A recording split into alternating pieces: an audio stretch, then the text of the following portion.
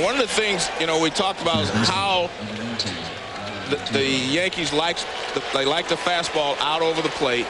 That ball there is out over the plate, and he drives it hard. I mean, all the outs we've seen so far in this game by Estacio were on the inside part of the plate. Now when you get a ball out over the plate, these guys are such good hitters that they handle the ball so much better out there. Now Robin Ventura, 245 average, 16 homers, 44 driven in. And the fastball misses outside. 1 ball and no strikes. Well, what he's going to try to do is keep Ventura from pulling the ball. I don't know if that's possible, but he's going to try to keep him from pulling the ball. He ran that pitch away from him.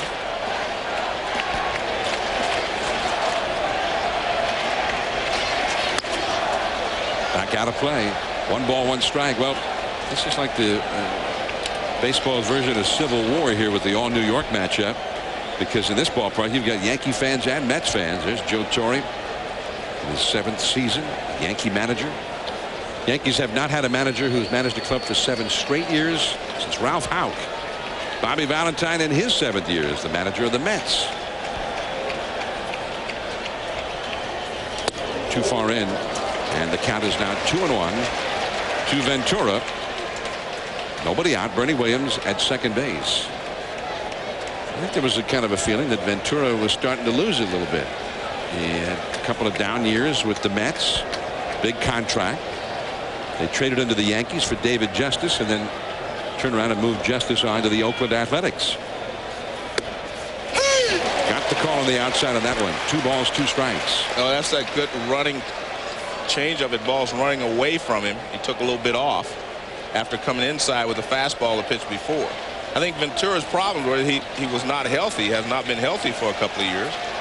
And it's tough enough to play this game when you're 100% healthy, but he had not been healthy in a couple of years. Now he's healthy again. Got jammed, but fought it off. Nice call there by Piazza. You could see him just waving the glove there inside. He said, make sure you get it in here. And he did. Watch him, see him wiggle the glove in there. That means make sure you get it there. And he fouls it back. What that does is opens up the outside part of the plate for a changeup if he wants to go there. 2-2 to Ventura. And the curveball. Strike 3.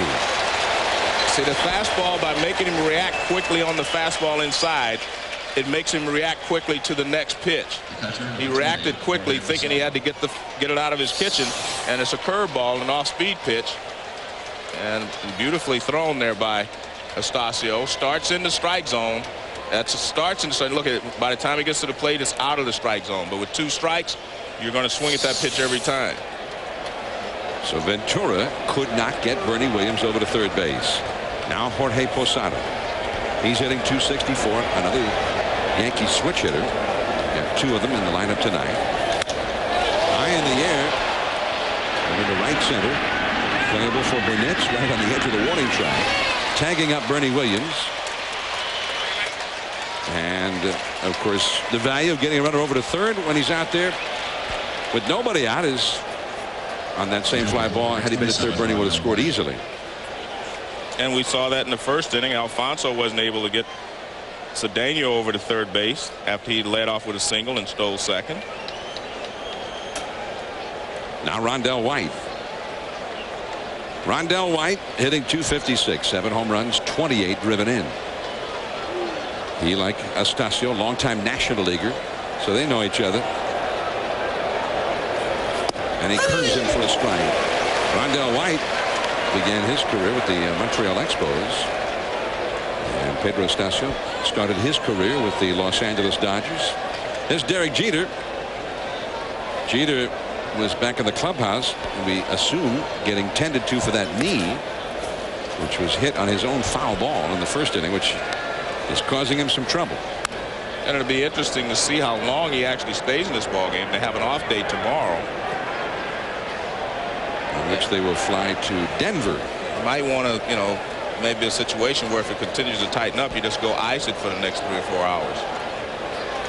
Fastball at the knees. 1 ball and 2 strikes now to Rondell White.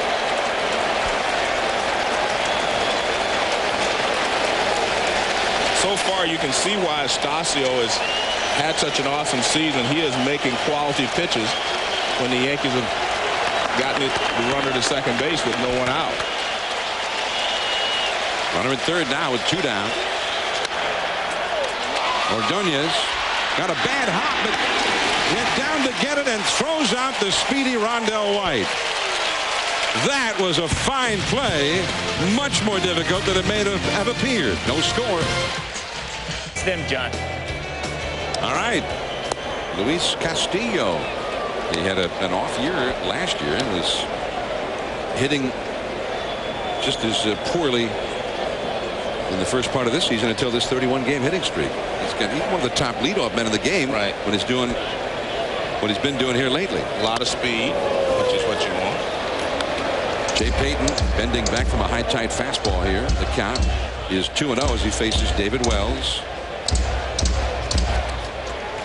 Castillo had stolen 22 bases going into play today. 2-0 to Payton. And that's a foul up the first base side. 2 balls and 1 strike. Now, I mean, this is a game that both these teams want to win. It's a rubber match and so on and so forth.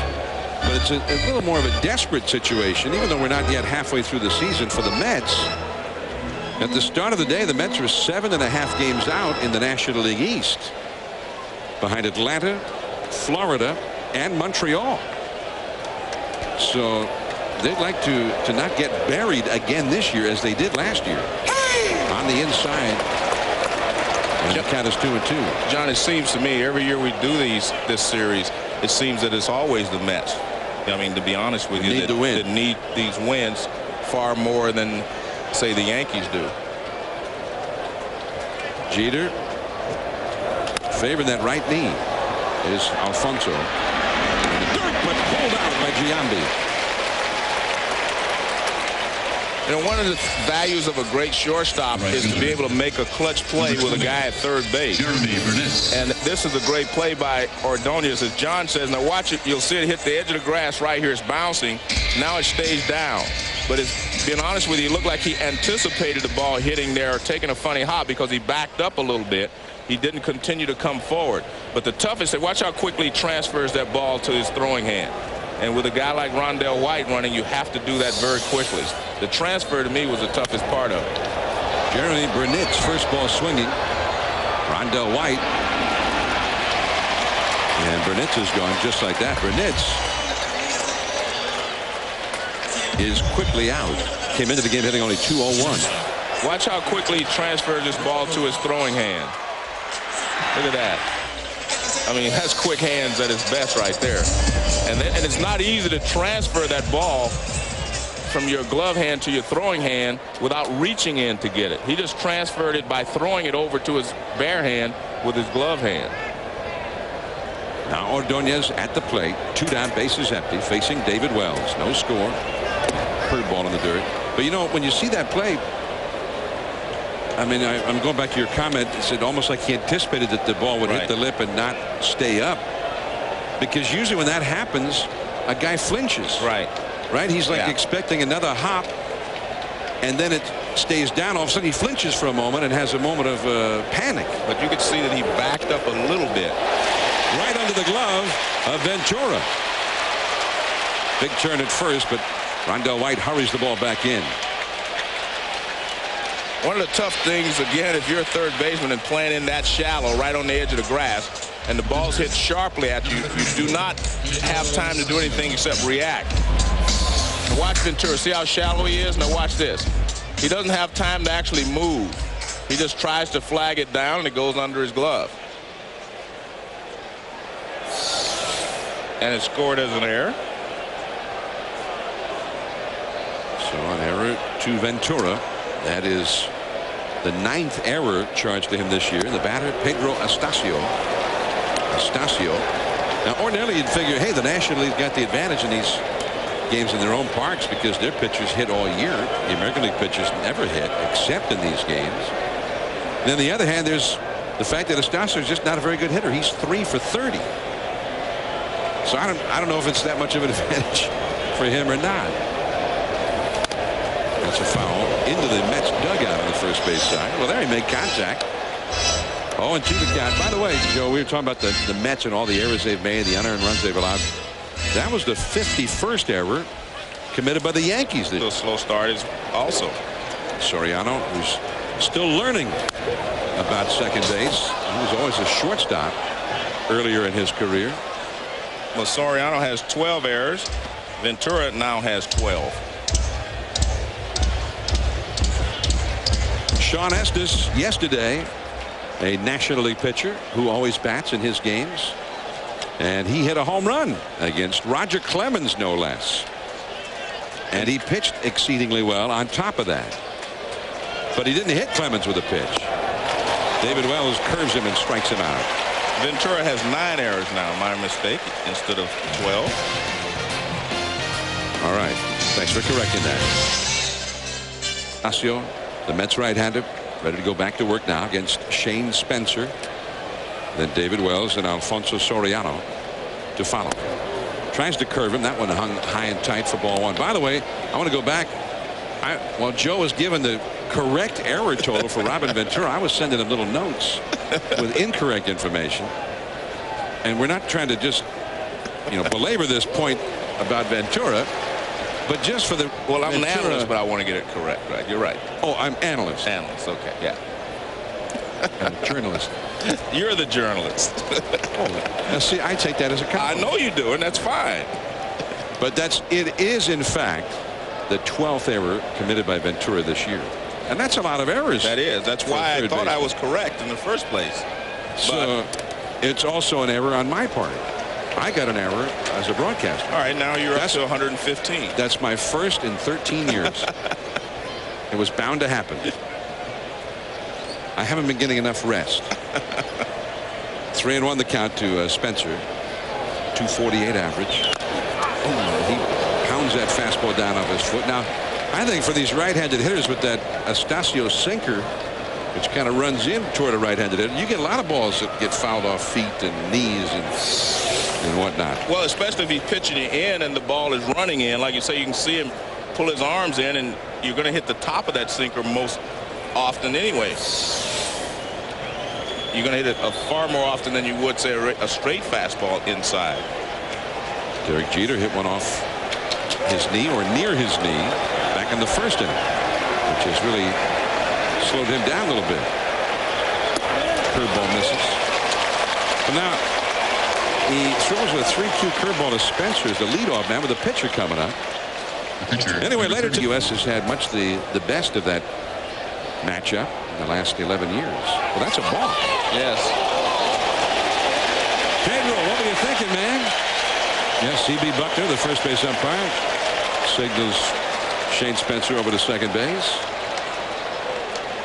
Pedro had a brain cramp. Well, I think they were had a play on. They had a play on. And I think he forgot. So he forgot the play.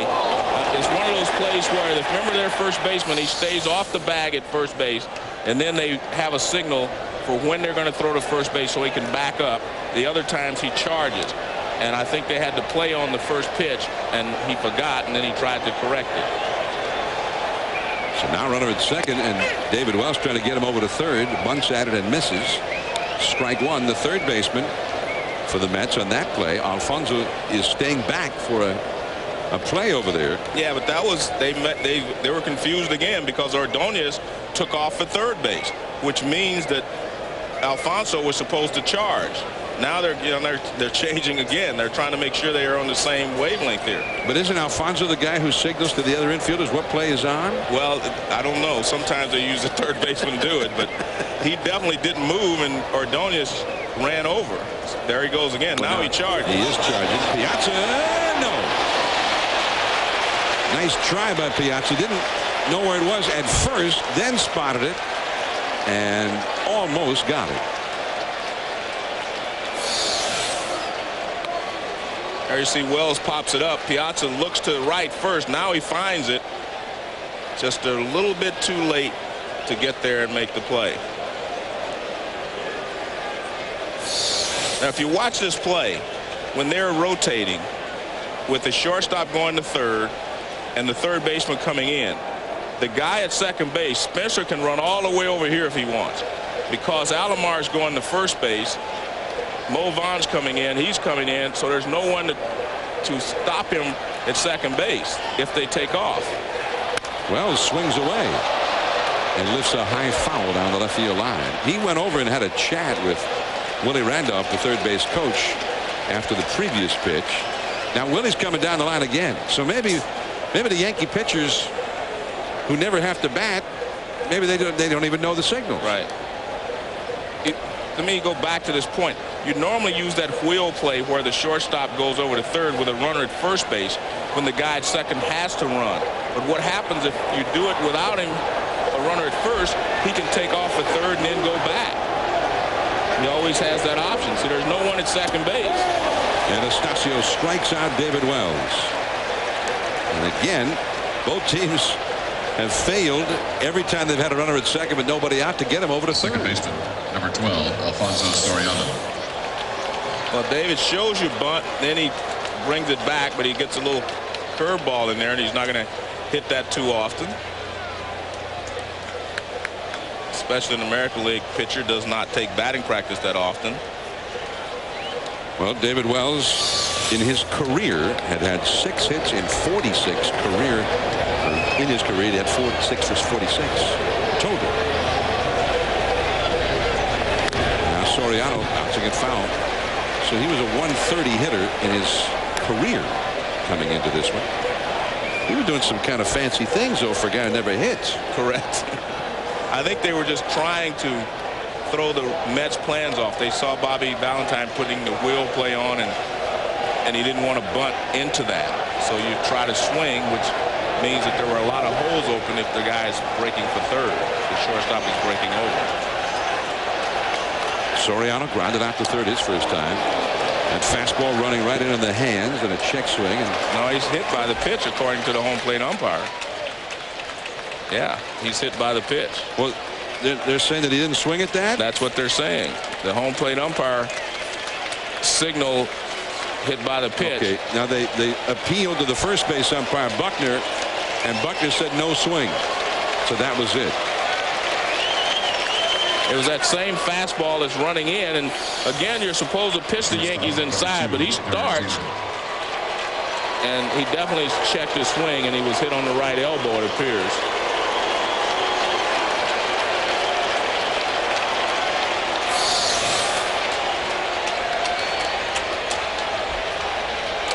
So now Jeter.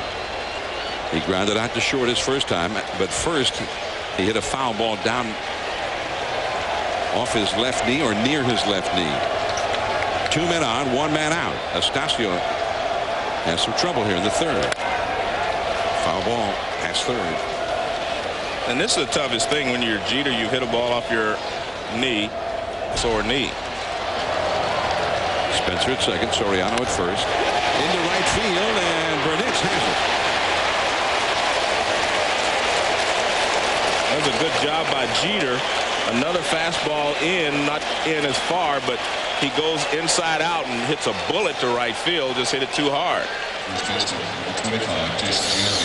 And watch, this pitch is not in where they wanted it, but it's still in inside part of the plate. But look at that, he pulls his arms in and hits a bullet to right field. That ball was hit really hard.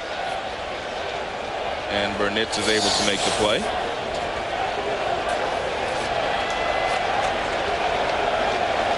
So now Jason Giambi comes up. And we'll see how he pitches Giambi this time, John. Last time up, he struck him out. He got him on 2 called strikes on the inside with a fastball. But he knows that Giambi can handle that pitch if he's looking for it. And we'll see if he tries to set him up by going away first and then trying to finish him off inside. But Giambi will definitely make adjustments if he tries to stay inside.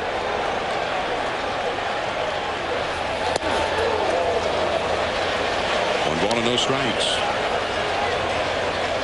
Giambi with 50 runs batted in, and he is hitting .359 with runners in scoring position. He's got one out there right now. Shane Spencer.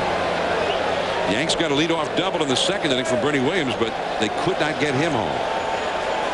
Spencer was at second with nobody out in this inning. And the breaking ball. 1 ball, 1 strike. That was interesting there. Giambi moved off the plate just a hair because they had been pitching him inside, and I'm sure Piazza saw that, so they went with a curveball. This is supposed to be a curveball away, but it's a curveball. They didn't want to come back inside again because he had moved off the plate just a hair. Spencer at second, Soriano at first, 2 down. And that one was low. 2 balls and a strike now. The Yankees lead the majors in home run hitting, but all too often that has been the only way they've scored runs. The Yankees have scored 49% of their runs on home runs. To see Giambi trying to cover his tracks there, John. It's up to the catcher to watch the hitters and see if they move in the batter's box and to pitch accordingly. Back over the inside, strike 2. And that's a beautiful pitch there. That pitch starts off the plate inside and works its way back. Watch where it starts. See, it's inside now. It works back over the inside corner.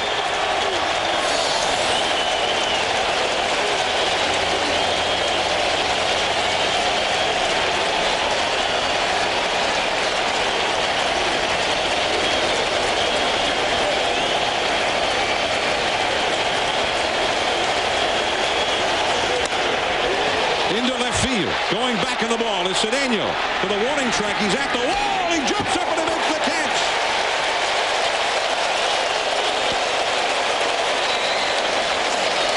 The side is retired. Still scoreless. The top American League pitcher getting the top American League slugger just barely.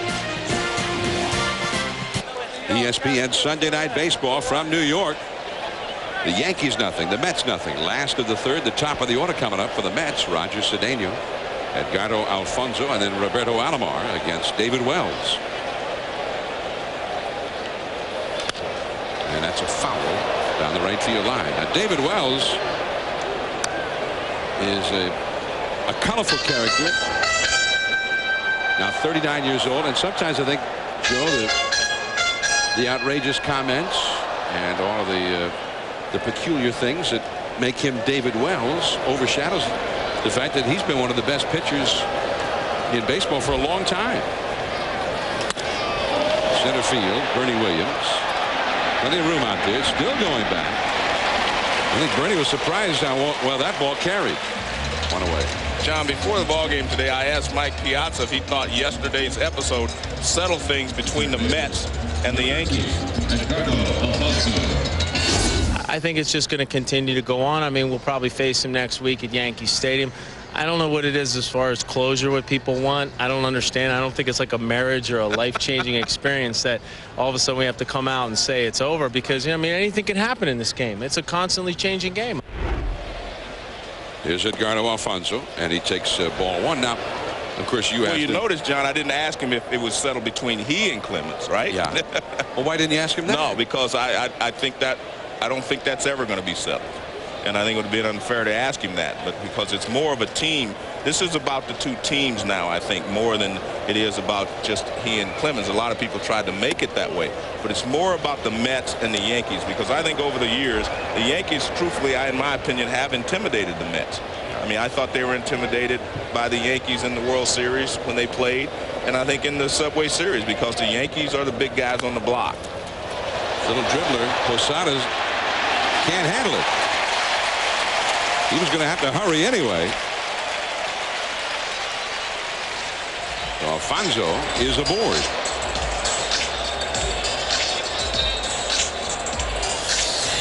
Well, here's the play. It's a swinging bunt. You see how deep Ventura is, so he has no chance of making the play. In fact, Posada made a great play yesterday in a situation like that, and home plate was left unguarded, and the runner was able to score from second on that ground ball out in front of the plate. A big topic of discussion, about that play was who should have gone over to cover the plate with Posada away. Right. And some said Roger Clemens, and some said Jason Giambi, who had charged toward the plate on the bunt. Roberto Alomar rolls it foul, and the count is 0-1. I think it was all settled by what Joe Torre said. He said Giambi, right, and he's the boss. So, I mean, he's the one that makes those decisions. So, and I agree with him. You're already starting that way as the, first baseman. So you just continue on in. It's basically what Joe was saying. It's not necessarily his responsibility, but he was the closest guy to being able to make the play if he would have continued. David Wells to Roberto Alomar. Struck out Alomar looking. That was a pitch out, but Alfonso was not running, and he is back to the bag safely. 1 ball, 1 strike to count. All right, but going back to this, Clemens came to the plate at long last. His manager avoided pitching Clemens here at Shea Stadium last year in interleague play for that very reason, because all of the talk about it and all of the interest in it, and he thought that it was a too inflammatory situation. But Sean Estes, who was with the San Francisco Giants when all of this stuff originally happened, became a Met this year. He's the man who ended up being the Met who pitched to Clemens for the first time since Clemens beamed Piazza. And he ended up throwing a pitch that went behind Roger. It didn't hit him, but he threw one behind him. So, I mean, was that the message, the statement, or? Oh, well, I think Sean Estes was the one that had to decide how to go about it. I don't think anyone sitting told him you have to hit Roger in the leg, you have to hit Roger here or there, or you have to throw behind him. I think Sean Estes was the one that had to decide how to deliver the message. Roberto Alomar strikes out again. Wells has struck him out twice tonight. And now Piazza is coming up with 2 down. I think the point was they wanted to deliver a message, and Estes was the guy that was out there to deliver that message. And it was up to him how he did it and how he was going to deliver the message. Now, see, I have to rely on you and all this etiquette about, how it all works, because I'm confused. Well, there is a baseball code book. Well, I'll get it for you. Mike Piazza, he was walked intentionally his first time. And that fastball misses. 1 ball and no strike. Because, the night Piazza got beamed, when the Yankees came up after that, the Mets pitcher, Glendon Rush, hit Tino Martinez of the Yankees with a pitch, which seemed to be clearly, an intentional thing and sort of in response to the beating. But that didn't end it. 1 ball and no strikes to Piazza. Well, I would have to say, John, there's a degree involved here. One guy was hit in the rear, the other guy was hit in the head. I think that's the point. There is a big difference there. I mean, if a guy hitting the head can be killed, he can be, his career can end. If you hit a guy in the behind, you're not going to do much but hurt him a little bit. I mean, it was a frightening incident. Right. 1 ball and 2 strikes. So that in itself is the reason for all the uproar. Well, but I mean, think if Piazza would have been hitting the arm or the leg, then I don't think we would have had the kind of uproar that we had behind it. Well, having said that, yesterday didn't do it then. No, well, he threw behind him. 1 ball and 2 strikes. Piazza, Derek Jeter, and Soriano gets the put out, forcing out Alfonso. We'll finish that when we come back. All right. No score heading to the 4th inning. ESPN Sunday Night Baseball from New York. Mets fans, Yankee fans, all sitting in the same yard. It's the rubber match of the series. And we are still scoreless in this game going to the 4th inning. Bernie Williams, the Yankees cleanup hitter, stands in against Pedro Estacio. The curveball is too high. Bernie hit a double into left center, leading off the 2nd inning. But the Yankees could not get him home. Yankees have had a runner at second base 2 different times with nobody out and have not been able to get him home either time. The Mets had a runner at second base with nobody out in the 1st inning. Couldn't get him home. Curveball in there for a strike. 1 ball and 1 strike.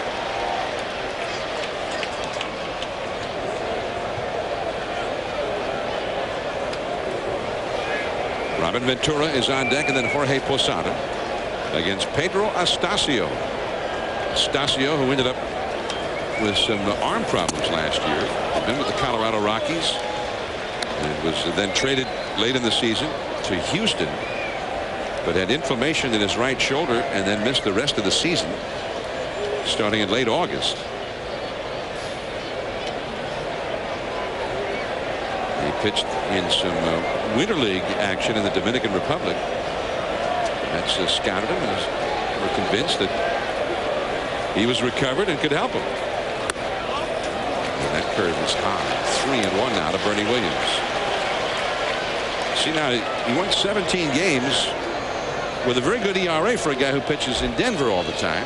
Pre-humidor days. Last year, 8-14 between Colorado and Houston combined, but also with some arm trouble. And he has walked Bernie Williams. Now here's an update from Rhys Davis. And so too is Tom Glavine.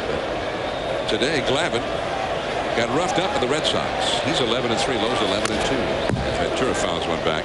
But Joe, getting back to our discussion, I mean, as we see the standings in the American League East, the Yankees 1 game back of the Red Sox at the moment. 2 back in the loss column. I mean, based on what Sean Estes did with Clemens yesterday versus the original incident, the beating of Mike Piazza, I mean, was that enough to settle the score? There goes the runner, and Ventura fouls one back out of play. Well, John, I think that decision is up to the Mets players and the Mets coaching staff. If they felt that Estes did what he was asked to do and they're comfortable with him, then it's up to the rest of us to leave it alone. And so that's the question. Are they comfortable with what he did? And if you want, in my opinion, I would say no. They're not comfortable with what he did. I'm not saying you had to hit Roger Clemens, but it had to be more than what was attempted yesterday. All right. But then it's on the Mets rather than the Yankees. You have one at bat, one shot to do whatever you decide you want to do, and then you go from there. Whether they would have thrown up and in. There are 3 ways to retaliate. One is you throw up and in. The other is you hit the guy. The third is you throw behind it. And that's the least effective of the group, in my opinion. And especially when you throw behind a guy, knee high or whatever. If you throw up and in, because I don't believe you should ever hit anybody in the head. That's just out as far as I'm concerned. Bernie Williams runs, and he goes back to first. He started to run, then he stopped and immediately turned back around and went back to first as Piazza's throw went to second. Ventura strikes out. Well, he started, and because Piazza's had a lot of problems throwing out the base runners, when he hears they're going, he comes up firing. And Bernie Williams was able to stop and go back. He's going, but see, Piazza comes up and tries to get rid of the ball as he takes one on the head from, watch the bat of Robin Ventura. He swings around, hits Piazza on the head. That's why you wear the helmets as a catcher. One of the reasons, anyway. Now Posada, who flied out deep to right center his first time. That's a double play ball. Alomar backhands it to Ordonez. 1, 2, double play. And the inning is over. No score. Big Mo coming up. Yankees nothing, Mets nothing. Last of the 4th, and here's Mo Vaughn up again. Mo struck out his first time. Well, John, I wanted to show you something about Mo Vaughn. Now, see right there. See, his hips are open. That's when you start your swing. Look where the barrel is. The barrel should already be down here so that it comes to this point. Now, watch how long it takes to get there. See that? The barrel should already be out here because the ball is here. And that's why he's late on some of these pitches. I watched him yesterday hit a ball. Looked like he hit it right square, but it didn't go out. And I think that's because his bat is dragging a little bit. He's got that loop, and it's taking a little longer to get to the hitting zone. He's got a base hit this time. Well, it's going to sound simple, but you watch, you'll see that his barrel of the bat gets out there this time. We saw how late it was on the pitch that we showed you. And, watch where the barrel is when the ball gets there. Now watch this. Watch this. Hip's not open. Now they start to open. See the barrel of the bat down low? And see where it is here? And before we saw the barrel way back here. I mean, so he made an adjustment. You know the adjustment he made? He went to a lighter bat. Look at that. He had a black bat the first time up, which was probably heavier. He went to a lighter bat, I'm sure, and that helped him get the barrel out there. He definitely changed bat. He definitely changed bats from the first time up. Whether he went to a lighter one or not, I'm not sure, but at least he was able to get the barrel out there on that one. But you could see the difference in where his barrel was when his hips started to open in that at-bat as opposed to where they were in the at-bat when he was jammed and couldn't get the barrel out there. If you're going to stand close to the plate, you have to be able to throw the barrel of the bat out there quickly. Because once your hips start to clear, if the bat's not going, it starts to drag because you open up too quickly. Jay Payton grounded out to second his first time. Vaughn at first, not a threat to try and steal a base. Shallow left center, Bernie Williams. No. Vaughn into second base on the bloop single by Jay Payton. And the Mets have 2 men on with nobody out. Right fielder, number 20, Jeremy Burnitz. Well, Jeter's not running well, but that's not his ball anyway. He can't get out there. I mean, that's too deep. There's no way that the shortstop can make that play. But you can see he's clearly limping. Right. After hitting that foul ball off his left knee or near his left knee back in the first inning.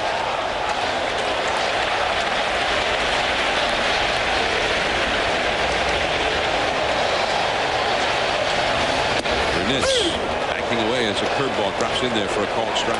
John, one of the things I think I should mention is that Burnitz and Movon, neither one of them are hitting as well as they're capable or what people expected, but they have been good citizens. You know, they have not done anything to disrupt the clubhouse. They've been positive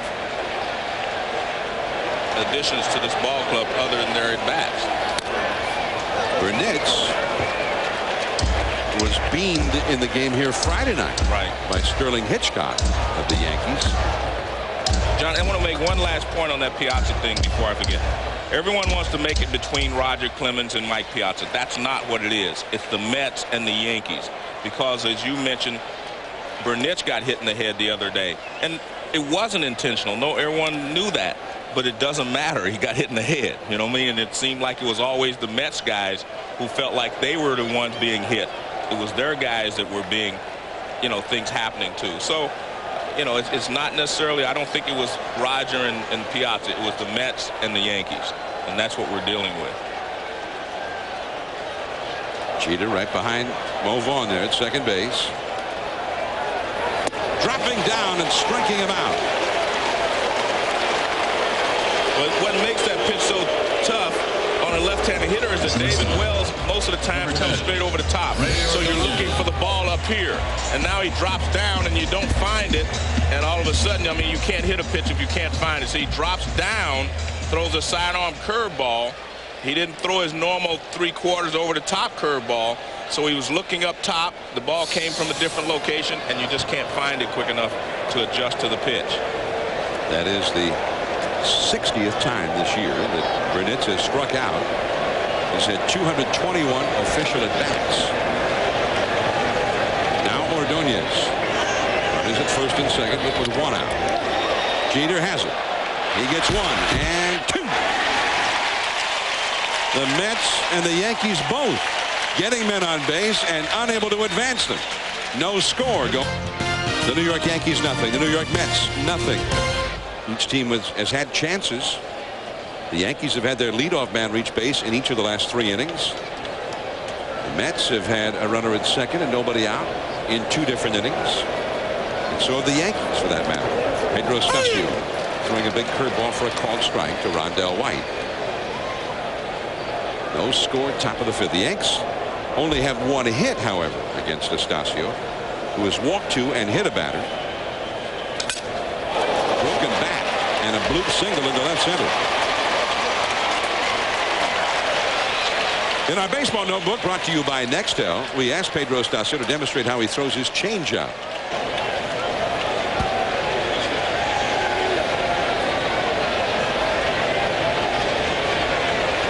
Shane Spencer up now. By the way, for those of you who are thinking, wow, Pedro Estacio sounds just like Pedro Martinez. Well, that was Pedro Martinez. Yeah, what we're going to do is show you what Pedro Estacio says and compare it to something that Pedro Martinez told us earlier in the year.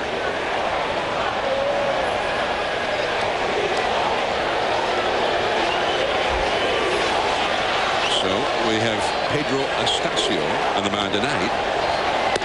And that's a ball inside. Who, by the way, has exactly the same one-loss record as Pedro Martinez at this point of the season. Both of them are 7-2. Estacio's done it with a little less offensive support. The Mets are averaging 4.8 runs of support per start for Estacio, which is 28th in the National League. Ball is carrying well out there. Payton has to go back on it. Tagging Rondell White. That throw comes right into the middle of the infield. But White had gone back to first base. Now Pedro Estacio himself telling us about throwing his changeup. In our baseball, he's really got 3 different kinds of changeups that he'll throw. Well, the strikeout changeup is the one that he holds 2 fingers more off to the left side of the ball, and he puts the pressure there so it moves away from the left-handed hitter and into the right-handed hitter. That gets more movement. So he gets you with the movement as well as the change of speed. I mean, on the one he's talking about, the strikeout, he spreads the fingers apart too, like almost like a splitter. Right. Wells gets the bunt down. Roberto Alomar covering. White has been moved over to second on the sacrifice bunt,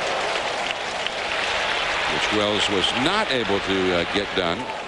The second baseman, up there in the third inning. Alfonso Soriano. No score into the 5th inning. Well, see, here's the 2 grips. See, he's got his 3 fingers on the ball there. Here he's got more pressure, the 2 fingers on this side, so that the pressure is applied here will give you that rotation, and the changeup will move down and away from a left-handed hitter. That's what he calls his strikeout change. But a lot of pitchers will vary their grips, depending on what they're trying to do out there. It may be the same pitch. I mean, on a sinker, if I wanted to sink a little bit more, I may grip it and put a little more pressure on my index finger or whatever. I mean, they do change things during the course of a ball game.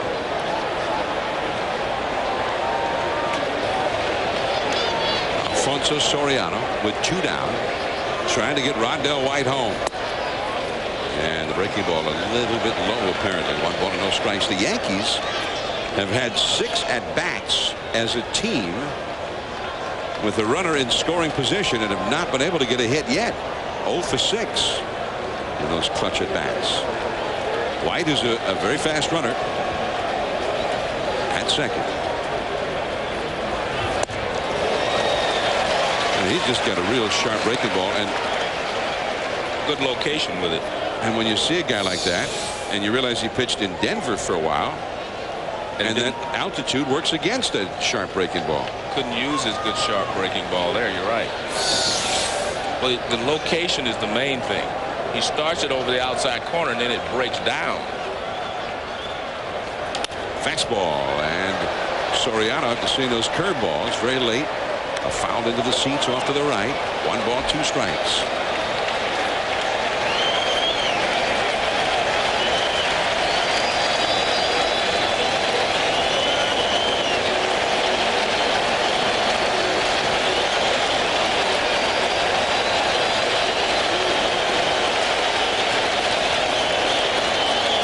Score, 5th inning, 2 down. Piazza comes back, but that is out of play. Went back to the off-speed stuff there and had Soriano out of the front foot, badly off balance. Well, he didn't make as good a pitch with that one. The pitch was up. That's why Soriano was able to foul that one. Had he gotten the ball down, I don't think Soriano would have been able to touch it. See, this one's up. See where the swing is above the belt. The other one we saw was down and away, and that's her strikeout pitch, down and away.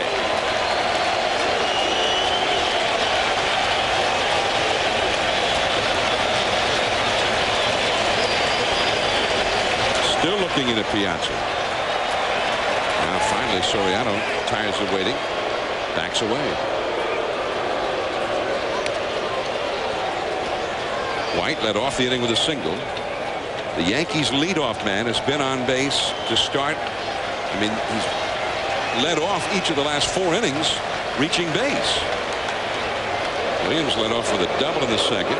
Spencer a walk in the third. Williams a walk in the fourth. White a single here in the fifth. They've not been able to get him home.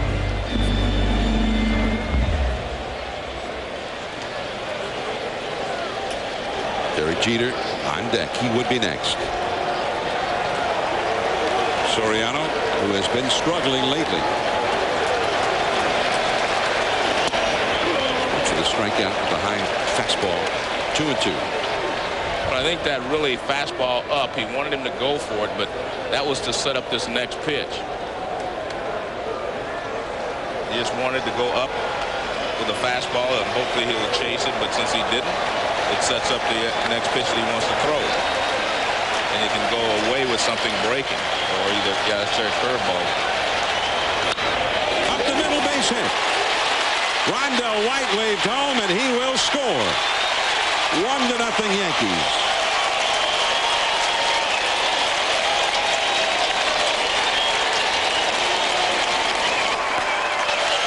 Well, he had him set up, in his opinion, to throw the curveball again, which he did, but he didn't get it down and away. But you have to give Soriano credit. Watch, let's take a look at this. Curveball away for a ball. Here's the curveball he swings at. Foul ball on the fastball, a high slider away. That was up and in. Now he's got him set up, he thinks. He throws it over the outside corner, but good hitting there by Soriano. And he hits the curveball right back through the middle. He set him up perfectly, but you have to give the hitter credit sometimes. Now Soriano a threat to steal a base too. The Yankees have been running all weekend against the Mets, and particularly against Mike Piazza. They have stolen 8 bases in the first 2 games of this series, and Soriano is tied with Jeter for the club lead in steals with 17. Piazza's only thrown out 2 base stealers all year. Soriano running immediately. And a perfect throw, he's out.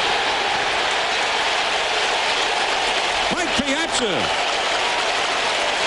throws out a runner for the first time since the 5th game of the season, after 51 in a row had been successful against him. The perfect throw, the inning is over. And there's a called strike to Pedro Estacio from David Wells as we start the Mets half of the 5th inning. 1-0. The Yankees are leading. Estacio struck out his first time, and the leadoff man Roger Cedeno was on deck. And it is 0-2.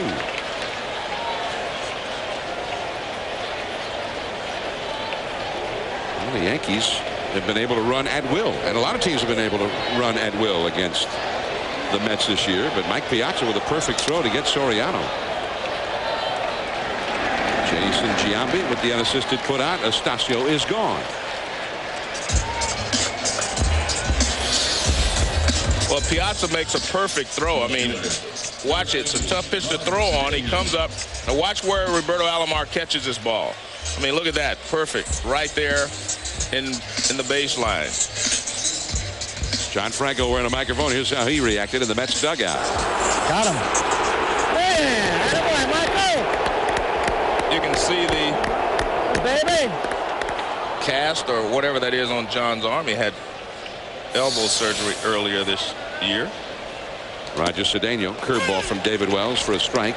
Cedeno has singled and stolen a base and flied out deep to center. He is 1 for 2. By the way, Franco's in the bullpen, right where he normally would be, not in the dugout. He was in the dugout when the game started, but where else now moved out to the bullpen. Yeah, where else would a bullpen guy go? There's John. Well, usually when they're under the disabled list, they're not in uniform, right? They do whatever worked before a game, and then you don't see him. But they want him around. Derek Jeter throws out Cedeno out number 2. By the way, you'll notice the players and coaches tonight have been wearing blue wristbands and blue eye glare to demonstrate their support for the fight against prostate cancer. This week is the culmination of the Cap Cure Home Run Challenge. Fans from around the country have made pledges for each home run hit during the week. To find out more and to donate to Cap Cure, call 1-800-547-CURE. 1-800-547-CURE. Here's Edgardo Alfonso. Foul off the right field line into the crowd. You know, I was wondering what was Ventura was wearing the blue. We've seen the eye black, you know, to keep the glare off. I hadn't noticed. I said, why was he wearing the blue? And now you explained that to me. That's to support the cause. 2 down, nobody on.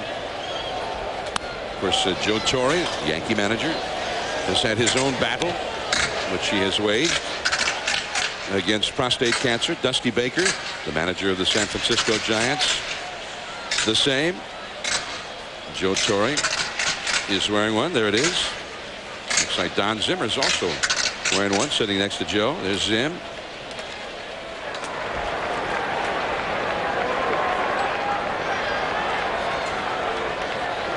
Oh, 2 the count. Joe Torre and Don Zimmer. Torre the manager, Zimmer the bench coach. Both at one time worked out of the Mets dugout. Joe Torre, who one time managed the Mets, and Don Zimmer was an original Mets player back in 1962, 40 years ago. Mets celebrated their 40th anniversary as a big league franchise earlier this year, the 40th anniversary of their first game. That is a base hit. Alfonso gets the Mets' 5th hit, keeps the inning going for Roberto Alomar. 2 hits for Fonzie. The Yankee dugout these days, there's Mel Stottlemyre in the foreground, Joe Torre, Don Zimmer. Willie Randolph is the 3rd base coach, and Lee Mazzilli is the 1st base coach for the Yankees. Here's Alomar. Watch the bunt, takes a curveball for a strike. Alomar has struck out twice in this game. Chris Chambliss is the Mets' new hitting instructor. And of course, he used to be a former Yankee.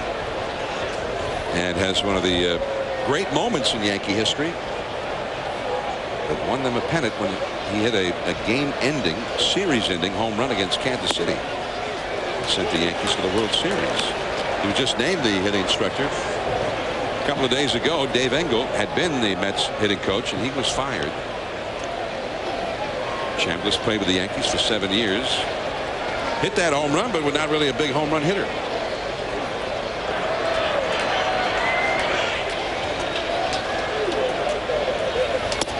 Alomar lays off.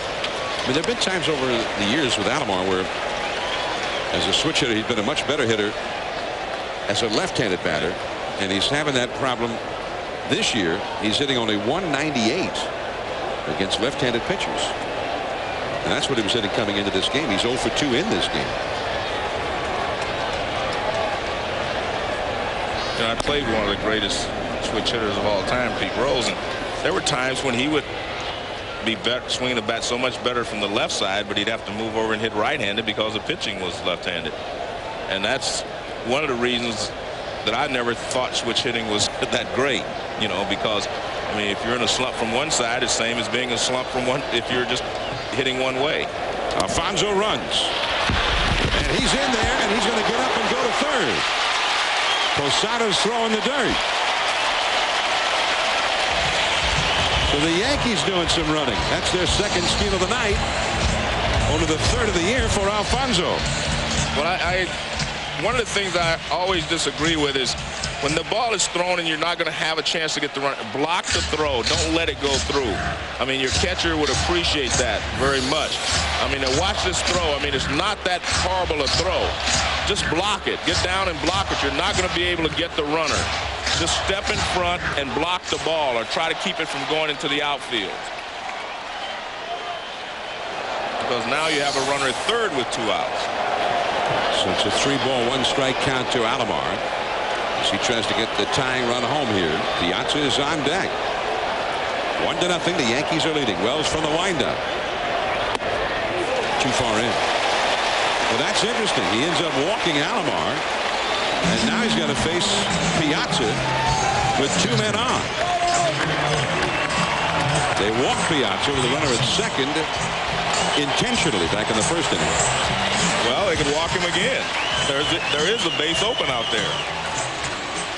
Mo Vaughn, a left-handed hitter with a great career, but also with success against Wells, is on deck, but having a poor year. Curves him. Piazza down in the count 0-1. I'm told by Peter Pasquarelli that they scored that an error on the second baseman, allowing the runner to go to third base. You can't do that. No, you can't do that. That's not the second baseman's fault that the ball bounced. I mean, I was warning him to try to block it. Okay, but they changed it back. Okay, because you can't do that. So I was right anyway, both ways. Well, you can't do it. I think you intimidated him. You can't do it. I mean, you can't do it. I mean, if the ball bounced back sometime. Not tonight, probably. Not tonight, but sometime. You'll be waiting. 2 on, 2 out. Right to the shortstop, Derek Jeter. Over to Soriano, forcing Alomar, and the inning is over. The Mets have stranded 7. We're going to the 6th inning. Jeter, then Giambi and Bernie Williams. 1-0 Yankees. The New York Mets, nothing. Top of the 6th inning. And the Yankees have some big hitters coming up here. Derek Jeter, then Jason Giambi and Bernie Williams against Pedro Astacio. Alfonso Soriano drove in the only run of the game with a 2-out single in the 5th inning. 0-1. Jeter still favoring that right leg after hitting a foul ball down. Or I mean his left leg after hitting a foul ball down off the area near his left knee. Jeter has grounded out to short and lined out to the right fielder. Another breaking ball. 0-2 the count. That's a beautiful curveball right there. I mean, the speed is perfect and the break right over the outside part of the plate. I mean, look, Jeter has to reach for it. Anytime you have to reach for it and you can't reach it, that tells you. But you can also see that he's struggling with that left knee. And again, I'm a little surprised that he's still playing, but you know, he's a gamer and he wants to play. Played a lot of the postseason last year all banged up. Fouled that breaking ball away. Still 0-2. Remember, he had that spectacular catch in Game 5 of the division series against Oakland, but it came at a great cost as he landed right on his backside on the cement, catching a foul pop against Oakland. Well, and that plagued him all the way through the League Championship Series and then in the World Series. Well, it's one thing to play in the World Series and the postseason that way because it's the end of the season, but we have a long way to go. Right through the middle, the only fastball he saw in the count in the hold at bat, and he drills it over the middle for the Yankees' 4th hit.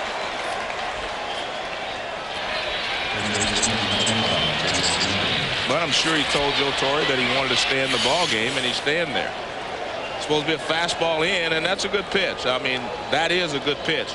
Maybe you'd want it a little higher, but it was a good pitch. It was on the inside corner, and after the breaking balls and pitches away, he had him set up to come inside, but Jeter does a good job of getting a base hit. We saw that with Soriano as well. I mean, he set them up, made good pitches, but they've hit them. Now Jason Giambi. Now Jeter ordinarily would be a threat to steal here, but that knee is giving him trouble. Ball 1 to Giambi. And again, Jeter stolen 17 bases this year. He's only been thrown out 1 time. Jeter has had 5 steals in this series. Tonight, the Yankees have not stolen a base. The only runner who tried, Soriano, was thrown out by Mike Piazza. 2-0. And that's amazing. Piazza threw out Armando Rios of Pittsburgh on opening day. The 5th game of the year, he threw out B.J. Surhoff. Since then, there had been 51 consecutive steals against him. 51 guys tried it, and they all made it. The longest such streak against any catcher since Piazza arrived in the major leagues in 1992.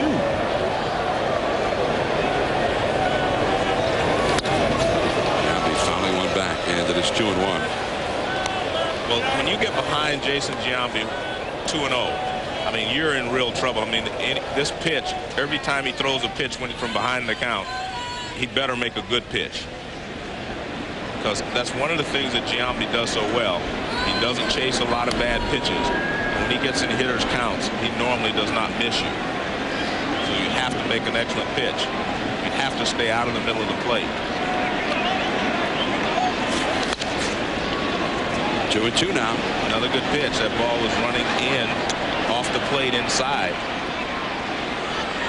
And he can't, get extended on it. Watch where this pitch is. Inside corner, and he just fights it off. But if that same pitch would have been about 6 inches more out over the plate, you'd probably see an outfielder running someplace. How far would he have hit it? Yeah, well, I don't know, but they'd be running. It wouldn't be on the infield. Or maybe they just would have been standing and... Yeah, it would not have been on the infield, that's for sure. Jeter fan might have had a souvenir. Giambi just got a piece of that one. Lost the bat, and I think the bat hit the umpire, Mark Hirschbeck. Giambi might have hurt himself. Well, he's been kind of stretching his right elbow at times. Well, it kind of tells you a little something about Giambi's grip. It means he's not squeezing the bat that tightly. You hold the bat loose, and the hands grip it as you swing. They tighten up so that you're not squeezing it. And you can't swing it. So if you grip it lightly, it tightens as you swing. Another curveball, and again, Giambi just got a piece of it. Giambi 5th in the league. That's the American League in RBIs at the start of the day with 50. 3rd in the American League in home runs with 17.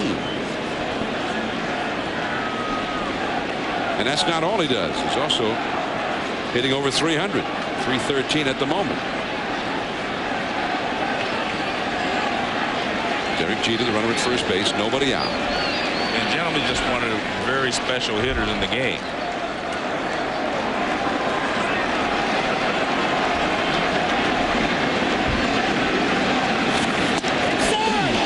Just missing on the inside. Well, he took that pitch because it almost hit him. He couldn't swing at it. Starts off the plate at him. See, and now he buckles. And you can see it is off the plate inside. It tried to move back, but it did not move back quickly enough. And according to K-Zone, I mean, that ball was probably several inches off the inside. 3-2. Bernie Williams on deck. Well, let's see if Jeter's running now that it's 3-2. Nobody out. He is running. And Giambi walks.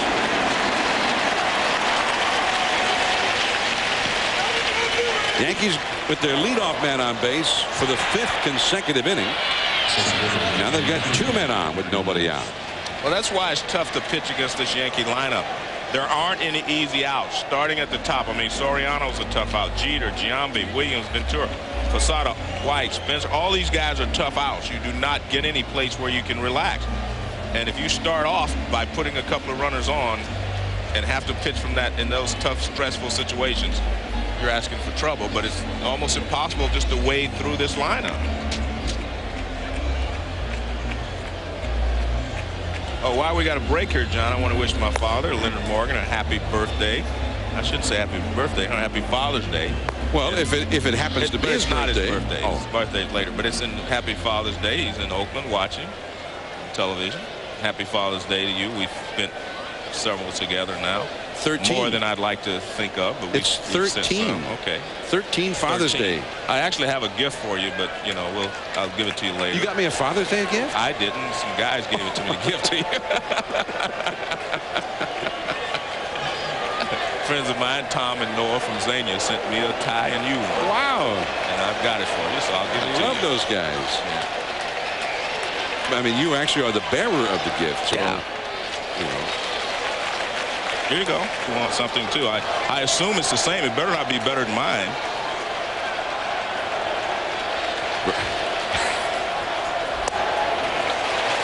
Too low, 2-0 to Bernie Williams. See, and again, you dig a hole. Where do you stop? Where do you challenge someone? You know, you have to. There's some fathers and sons out watching the ball game tonight. I mean, you have to stop it, and I think that you had to stop it with Giambi, because the deeper you get with more runners on base, the tougher it gets. And now, I mean, you have to give Bernie Williams a pitch to hit now. Bernie has a double and a walk tonight, and he's got a base hit to right field. Jeter being waved home. Burnett's with a strong arm, but it's too late. 2-0 Yankees. Giambi stopped at second. And that's why the Yankees are so tough. Again, there aren't any outs in this lineup, and they all work the count well, except for Soriano. But they work the count in their favor, and they make you pay when you get behind.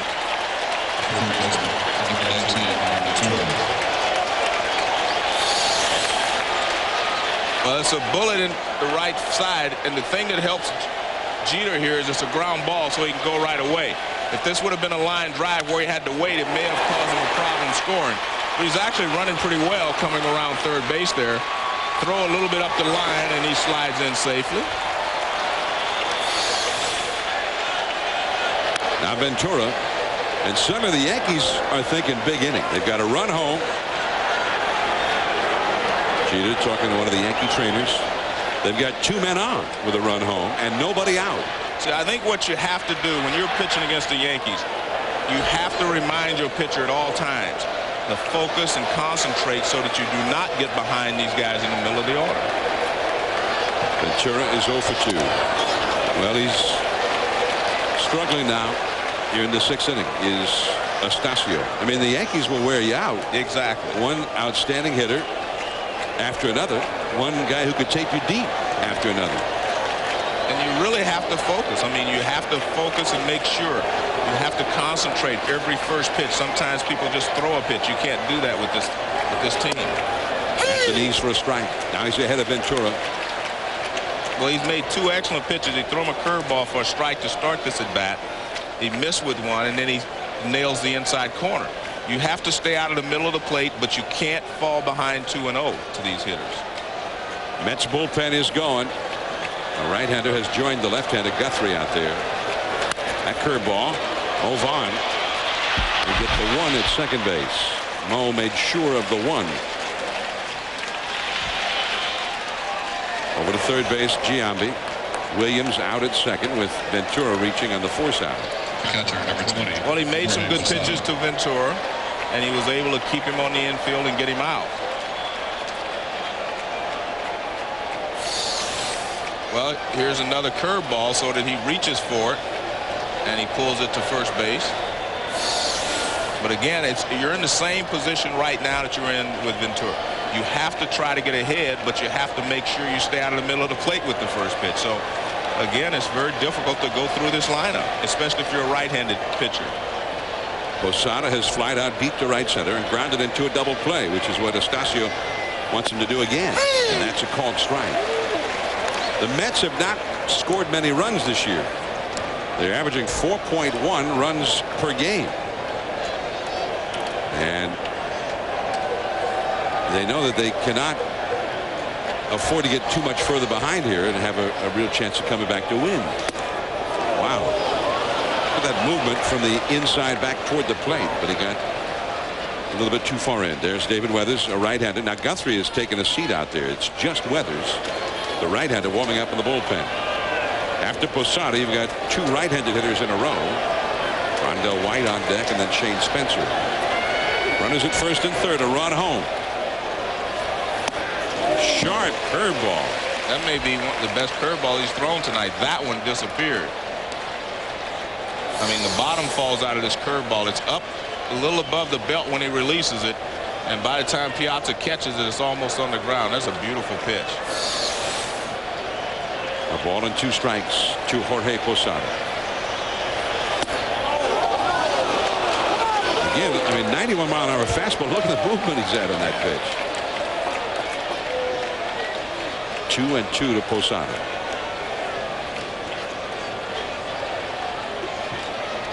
Well, you have to make it happen here because otherwise the Yankees will send the runner at first and you stay out of the double play.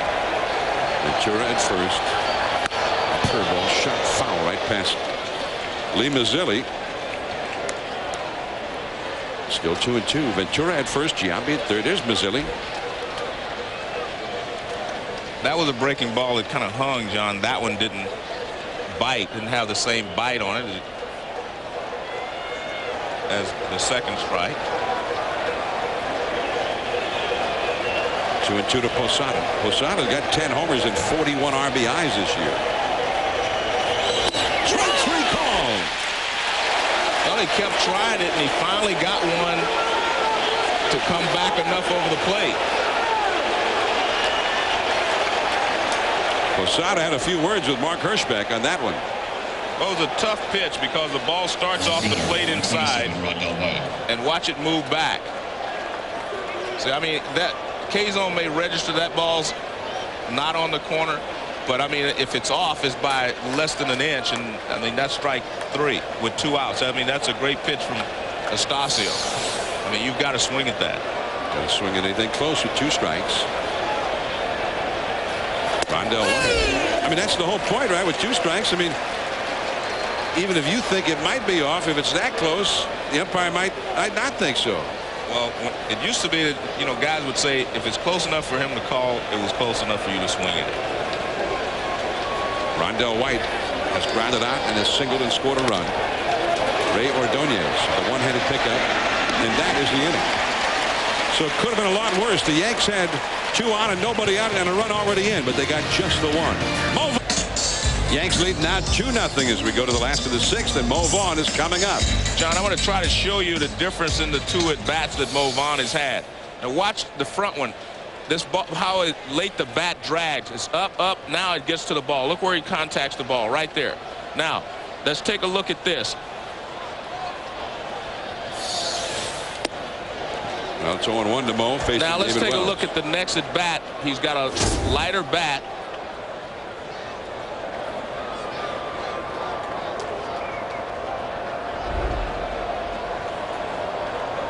0-1 to Vaughn. He is 1 for 2. He got a base hit his last time. This one right to Giambi, and there's one away. Well, you can see why they pitch him inside. Now I'm going to show you this. This is his second at bat. He gets a base hit. Now remember, he hit the ball here. Now let's see where he contacts the bat, where the barrel of the bat. Watch the barrel of the bat.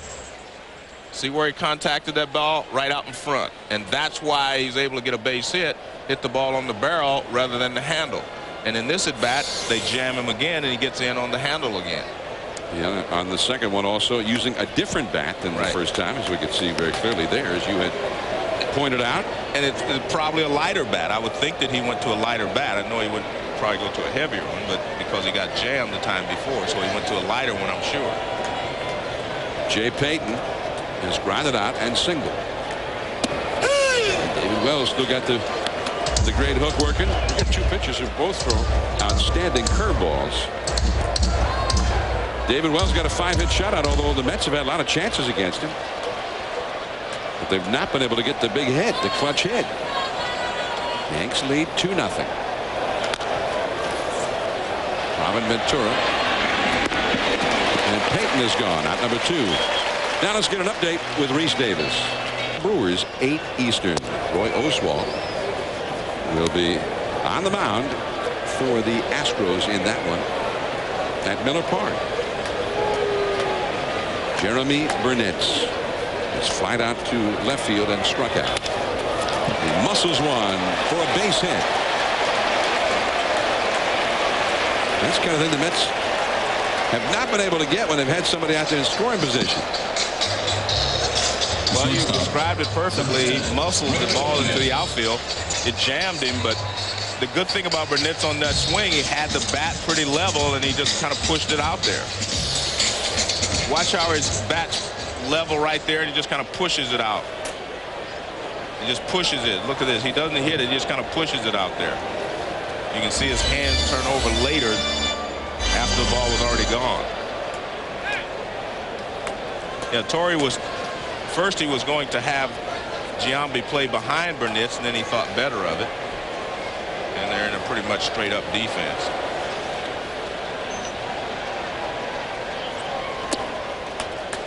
Ball 1 to Ray Ordonez. He has been safe on a Ventura error and is grounded into an inning-ending double play. David Wells. They thought for a while that he was going to go to Arizona. The Diamondbacks thought so. They claimed to have had a verbal agreement with him. And he went to talk to the Yankees, ended up signing with them instead. And that is a called strike. 1-1. And then he went up against the Diamondbacks earlier this week, and he beat him. Beautiful curveball right there from David Wells, as you mentioned. I mean, he has a great curveball. And you see how K-zone shows when the ball goes over the plate, it's in the strike zone, although it was grabbed by Posada near the dirt. And back to the bag at first is Burnitz. Ordonez complained about that call a little bit, but K-zone showed that it was a good call. Well, it's difficult for people to understand, but it's the front of the plate. It's where, when it crosses the front, that's where you call it. And here's the front of the plate right here. And you see that it does clip the zone right there at home plate in the front.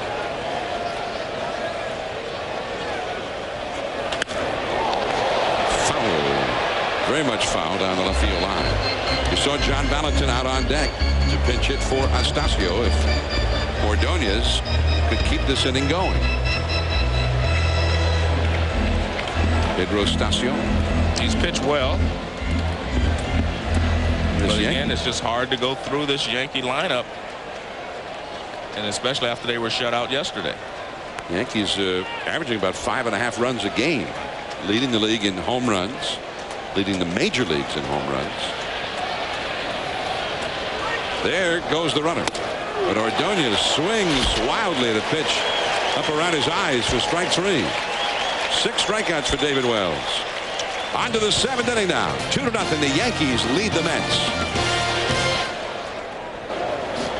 Inning number 7. Shane Spencer leading it off for the Yankees against Astacio. And off the bag, and the tag made by Mo Vaughn. Alfonso pulled him off the bag, but Mo slapped the tag on Spencer going by. 1 away. Nice play by Mo Vaughn. It was a tough play for Alfonso, but he made the throw, and Mo caught it right on Spencer as he went by. Remember last year, Alfonso was playing second base, a tougher play to make. And you see Mo Vaughn clearly tags him right there. David Wells.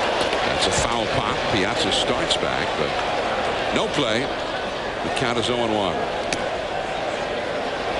And interleague play is going to be continuing on here for a while, but next week, because there are 16 National League teams and 14 American League teams, 2 National League teams always have to be playing each other during interleague play.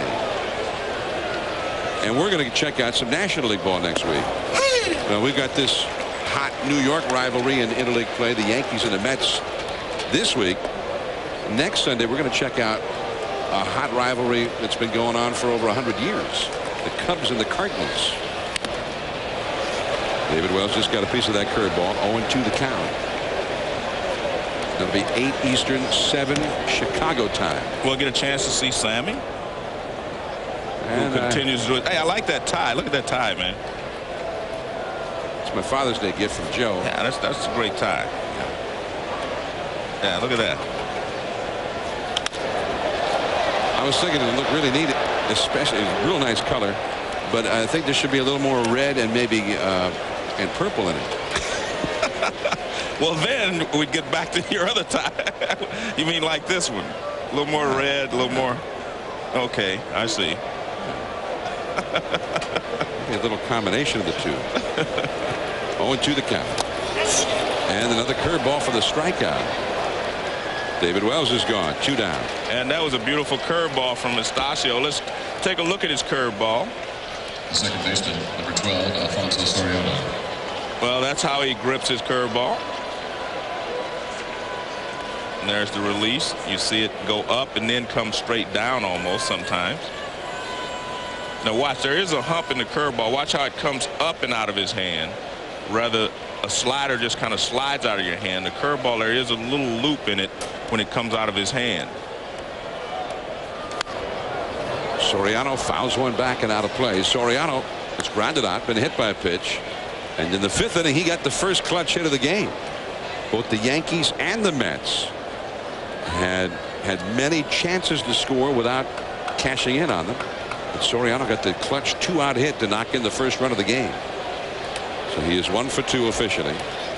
Curveball, a soaring pop-up. Ray Ordonez. And that is the inning. 3 up, 3 down. On to the 2nd inning of the game in which Astacio has retired the side in order. 2-0 Yanks. 2-0 Yankees. 7th inning stretch here in New York. Frank Sinatra Jr. is on the field. Ladies and gentlemen, Mr. Frank Sinatra Jr. Pitching for the New York Mets. Well, it's all New York at Shea Stadium. The Yankees from the Bronx down here in Flushing Meadows. The Yankees of the American League, the Mets of the National League, interleague play. And it's been a tight, tense ball game. 2-0. The Yankees are leading. And now Joe McEwing will lead off as the pinch hitter for Pedro Astacio against David Wells. Ball 1 as he ran up as if to bunt. 1 ball and no strikes. McEwing is one of those guys. I mean, look at it. He's just constantly moving, constantly doing something. He can't seem to ever sit still in the batter's box. Astacio, 7 innings, 2 runs, 5 hits, 6 strikeouts. Very strong outing for him. But the Mets have not been able to back him up with any runs at all. They've had opportunities, but they are 0 for 6. As a team, and they're at bats with runners in scoring position. A spot where a base hit to the outfield could not get a run. Curveball, strike 2 call. Now Ventura at 3rd. Giambi at 1st, both back up. They had been playing very close in. Mark Guthrie, a left-hander, up in the bullpen for the Mets. A ball and 2 strikes. Fastball in the hands. And that is a foul back out of play. 1 ball and 2 strikes. Bobby Valentine, his Mets. I mean, Bobby may have a little worry creasing his brow right now. A worried expression.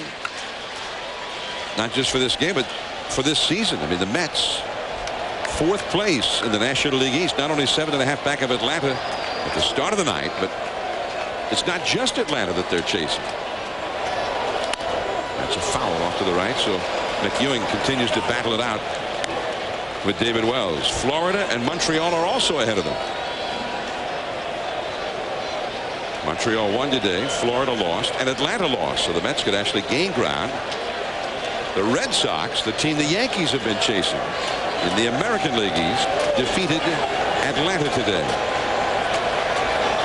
Struck him out on a curveball, and that is strikeout number 7 for David Wells. And we talked about the fact that Wells has such a great curveball. After throwing a couple of fastballs he was late on, this ball just disappears. Watch this. I mean, that's a beautiful pitch. Starts up and just breaks almost straight down. And you saw again there K-zone showing it as being at the knees when it entered the strike zone. Although it was caught by Posada just above the dirt. Here is Roger Cedeno. Fastball to strike.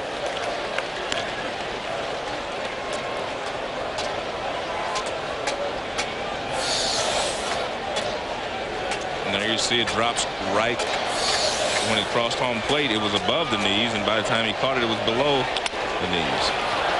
Jeter. Nice play. A very fast runner. Roger Cedeno, and Jeter had to hurry. Made it look easy. One of the great things about shortstops who play the game now and are very good, they have just such strong arms. A lot of shortstops would have had to catch this, take an extra step and throw. Look at that. He just gets rid of it with something on it. I don't think there's all the shortstops who play today, they all have such strong arms. It's just amazing. They can throw from any position. and get it across there quickly. 2 down now, and here is Edgardo Alfonso. A strike. Well, Cal Ripken often said in his days as a great American League shortstop, and he echoed the words of Mark Belanger, the late Mark Belanger, a great shortstop, one of the best defensive shortstops in American League history. And it is 0-2 to Alfonso. That play in the hole, that's the toughest play that a shortstop ever has to make. Well, it identifies the good shortstops. It separates the great shortstops from just guys who can play the position. I mean, you've got to be able to make that play in the hole, and it takes a strong arm to do it.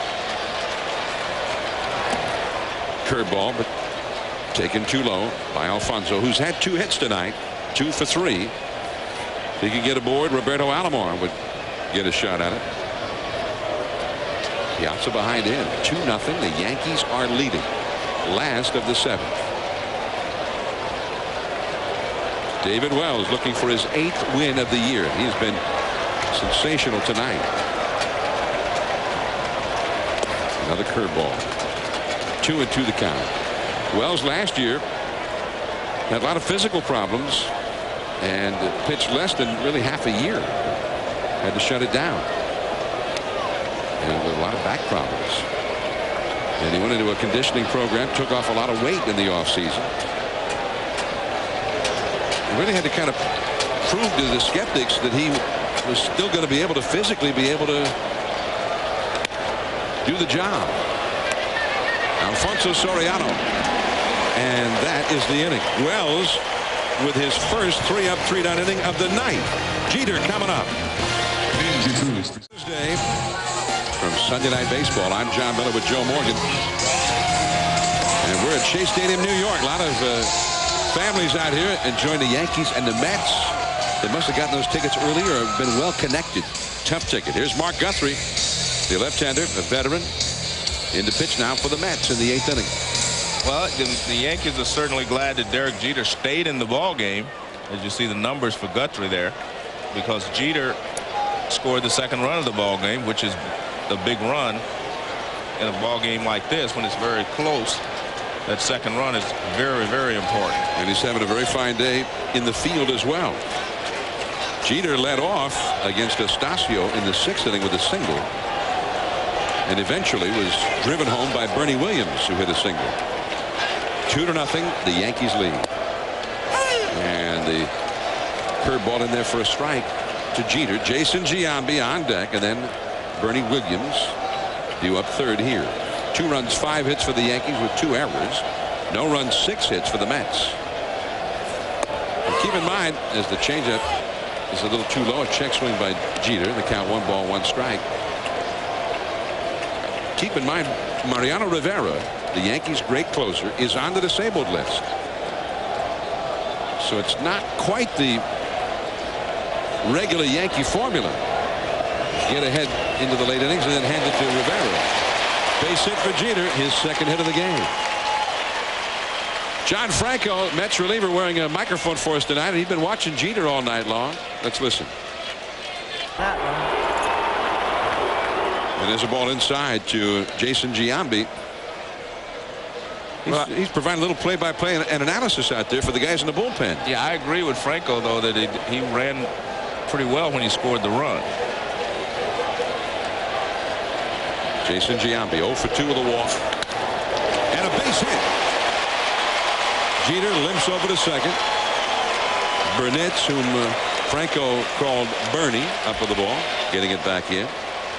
He also mentioned Cookie, and I'm sure that was a reference to Cookie Rojas, who was formerly the Mets' 3rd base coach. Fastball looks like it's pretty much in the middle of the plate, about knee high, and he just rips it through the right side of the infield. Now, Giambi is one of the reasons that Guthrie was brought in, a left-handed hitter, so he was not able to get the lefty out. It was not a well-thrown pitch, not to a very good spot. If you don't mind me doing a little analysis. No, I think it was fine. I think that was just kind of a little play-by-play action, just telling us what happened.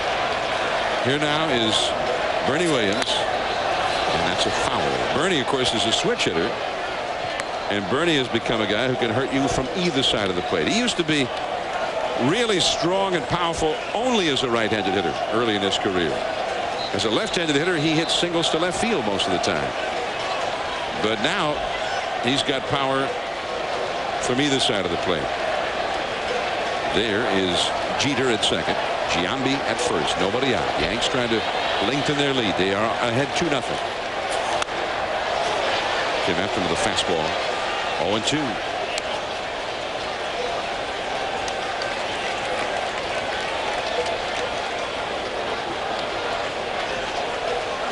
Mets have some more activity going in their bullpen. The man on deck, Ventura, is a left-handed hitter. Then there's another switch hitter.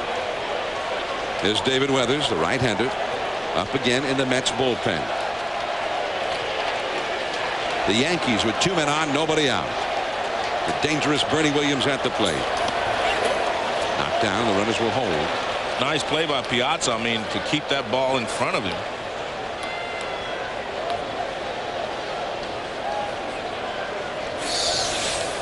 And the catcher, all he can do is drop down in front of it and try to keep it in front of him, and he does a great job.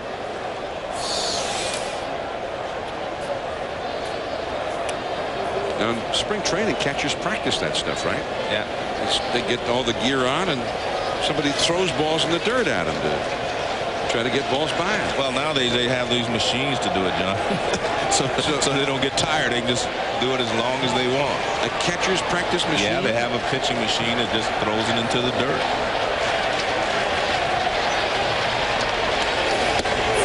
Too far in. 2 balls, 2 strikes to Bernie Williams. Now, in the last half of the 8th, the Mets will have Roberto Alomar, then Piazza, then Vaughn.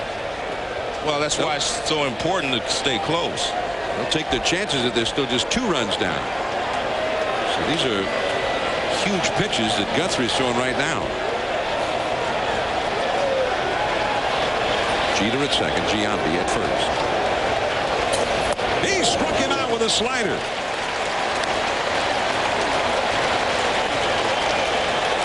That was a big out. Third baseman, number Well, 19, good job by Ventura. Guthrie to get this done, get the job done. And Bernie swings at it out of the strike zone. I don't know, it might have been a splitter, John. What do you think? You're asking me? How about a cutter? Yeah, a cutter did. It was something different. It definitely wasn't his fastball. I didn't see that little dot on the ball. Right. That identifies the slider. Right. That's why I said it might have been a, but it did look like a slider when he originally threw it. So I'm going cutter. Yeah. Bernie Williams, whatever it was, he couldn't hit it. Jeter at second, Giambi at first. Ventura, left-handed hitter. This is where the percentage should favor Guthrie. 2-0 though, and now he's behind Ventura. This again is why the Yankees are such good hitters, in that they get into hitters' count. I mean, they do not help you out unless you are ahead in the count. They might swing a pitch out of the strike zone if you get ahead, but they will not chase things if you do not get ahead of them. Ventura, the big rip at that one. Ventura only 3 hits in 19 at-bats against Guthrie. David Wells at the end of the previous inning went into the dugout. Mel Stottlemyre, the pitching coach, came over.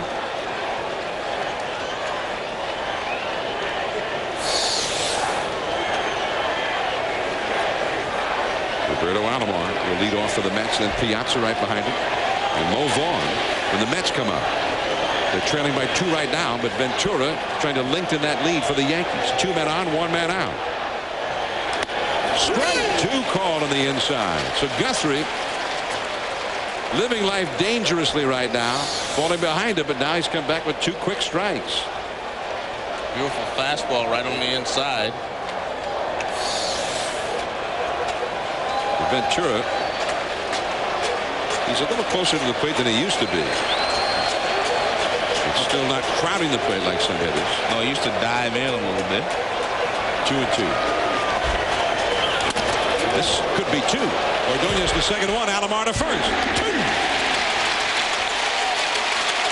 So Guthrie gets out of it. Bernie Williams and Ventura. Now Alomar, Piazza, the rubber match of this Subway Series. They will reconvene in 2 weeks at Yankee Stadium.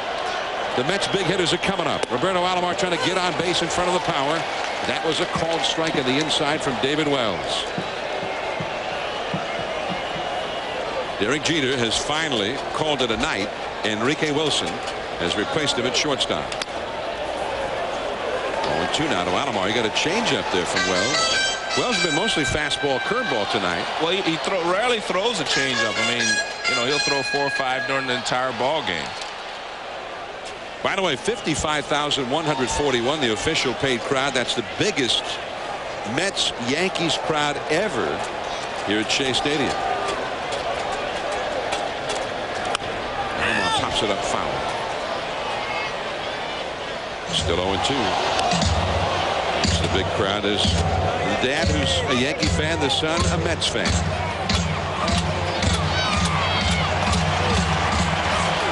And there are a lot of Yankee fans here. Yes. Considering it's the Mets' home ballpark. That really bugs Mets fans.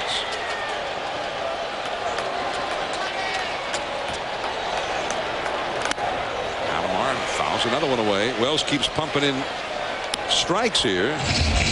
Alomar still behind in the count, 0-2. Mike Piazza's on deck. The Mets scoring runs again so far this year has been a big problem. A good way to get what they need is to make sure somebody's on base when Piazza gets up there. David Wells has issued only 2 walks, and one of those was an intentional one to Piazza. That breaking ball down and in. 1 ball and 2 strikes to Alomar. David Wells has 173 wins and only 117 losses in his career. He's been to the postseason many times. Has only lost 1 postseason game while winning 8. Alomar rolls another foul. Still 1-2. Been in 2 World Series. One with Toronto, one with the Yankees in 1998.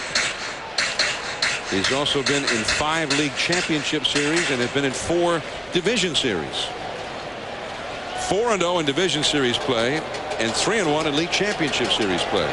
And of course, those are the big games. Bigger than the World Series. Just getting into the World Series. That's what those games are all about. Curveball. Alomar lines one, but it hangs, and Rondell White can't get it.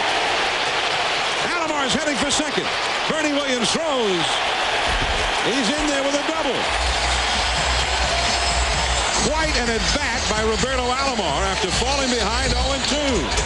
And when he hit that ball, it looked like he was going to hook back a little bit to Rondell White, but it got out there and it went the other way. Because I think White thought he was going to catch it, and he ended up making a dive and an attempt out there. Now watch this ball. Normally a right-hander hits the ball, it hooks back. See him how he's coming in? Now he has to go the other way. It seemed like the ball got up there and started back the other way for some reason. It might have been a knuckleball, of course, and knuckleballs do that. It's almost like he hooked it to left center, and the ball had slicing action on it. Exactly, and knuckleballs do that a lot, though. Here's Piazza, the possible tying run. Strike on the inside. Well, Roberto Alomar just cost Piazza a strike. He was about to break. Soriano stopped him, and Piazza had to take a fastball right down the middle, and Piazza's not really happy about it either. So Alomar served only as a distraction to Piazza. Right. It looked like he was going to go, and if he was going to go, of course, Piazza was going to let him go, but Soriano stopped him.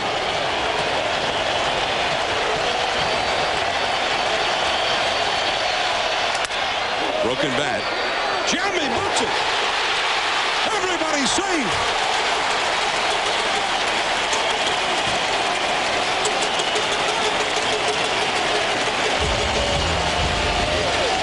The first error of the year by Jason Giambi. That was going to be interesting, though, John, because Wells didn't break right away toward first base. and it was going to be close. Now, you don't see Wells in the picture yet. See, he breaks late. And if Giambi would have caught the ball, I'm not even sure he would have been able to get Piazza. I'm sure they're going to score it as an error, but Wells broke late. Franco in the bullpen. Oh, yeah. That's the break we needed.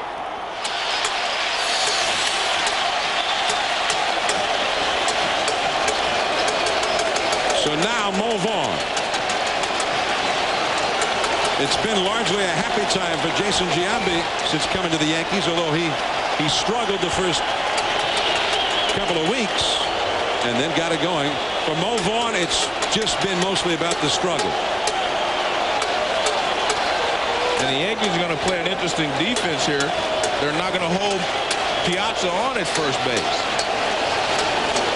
Piazza is the possible tying run. Mo Vaughn, 1 for 3 in the game. Curveball for a strike. And the reason they're not holding him on is they're trying to cover the hole, you know, from the left-handed hitting Mo Vaughn. They're trying to have Giambi already in position to field the ball. He doesn't have to jump off the bag and then try to make a play. The Yankee bullpen, meanwhile, as best we can tell, is quiet. Nobody warming up.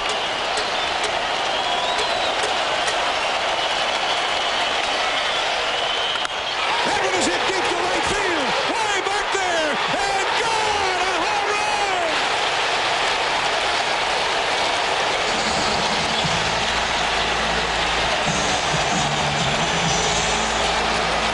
Shea Stadium is rocking. Big Mo has finally gotten back to town. And this is why they wanted Mo Vaughn. A guy that could supply power late in the ball game to turn around a deficit for you. And Mo Vaughn continues his great hitting on Sunday Night Baseball. He's just glad when we come to town. It was a long time in coming. But Mo Vaughn has finally brought them out of their seats at Shea. What a moment. He has turned this game completely around. 3-2. The Mets are leading in the 8th. Now Jay Payton. People are still on their feet here.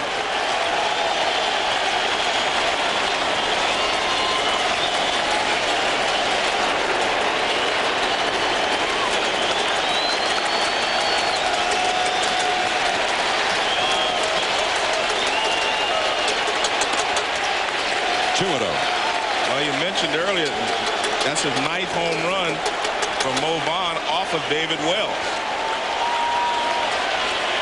3 came in that one game in September of 1996 when Wells was with Baltimore and Vaughn was with the Red Sox. 3-0. The Yankee bullpen is very busy now. Right-hander Ramiro Mendoza, the left-hander Mike Stanton.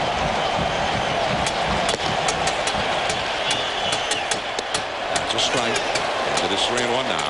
In his last start, John, he pitched a great game against Arizona, and he gave up a 3-run homer to Luis Gonzalez late in the ball game. In that case, he had a 6-1 lead over the Arizona Diamondbacks. Gonzalez drove in all of the runs in that one. Also a left-handed hitter. Well, the Mets have 3 on the board, and maybe they're not done yet. Joe Torre is coming out. David Wells is done. Well, it's a high fastball, a pitch they've been trying to get Mo out with all night. This one is out over the plate. Not in. They were trying to get it in. They do not get it in. And Mo hammers it to right field, and this park can't hold it. David Wells walks off. He shut out the Mets for 7 innings. But Mo Vaughn launches a big one.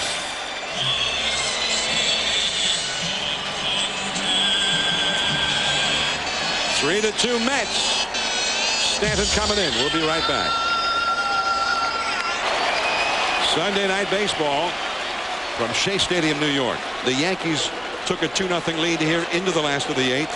But now the Mets have gone ahead on the Mo Vaughn 3-run homer, which was followed by a walk for Jay Payton, and that was the end of David Wells. So now Mike Stanton, the veteran left-hander, comes on in relief, and Timo Perez is going to be a pinch hitter for Jeremy Burnitz, one left-handed hitter pinch hitting for another, but an entirely different kind of hitter.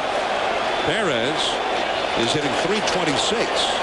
Well, they may decide to bunt in this situation, John, to try to get an extra run. You know, a 3-2 lead is not safe against the Yankees, and I'm sure that's what they're going to do. Ray Ordonez, a right-handed hitter, is on deck in the pitcher's spot, and that would be a pinch hitter. And the bullpen is going for the Mets. Meanwhile, Stanton, along with Carce and Mendoza, have been sharing the closer role for the Yankees in the absence of Mariano Rivera, as Perez showed bunt there and took the pitch for ball one. Well, instead of asking, there you see Mendoza throwing, but instead of asking Jeremy Burnitz to do something that he's not accustomed to do, like trying to bunt or sacrifice here, he puts Timo Perez up there to do the job. So here is Timo. Trying to get it done. Pulls back, and it's ball two. Robin Ventura came rushing in from third base. He was right on top of Timo. Timo has 5 sacrifice bunts this year, which is the most among all the non-pitchers for the Mets.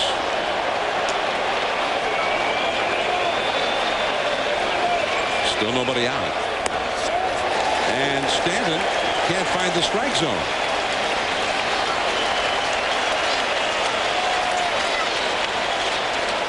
Well, you know he's going to take one pitch. But then what do you do on the 3-1 pitch? Do you let him go ahead and bunt anyway? Well, the answer should probably be yes, because you send him up there to bunt, and that's what you want him to do.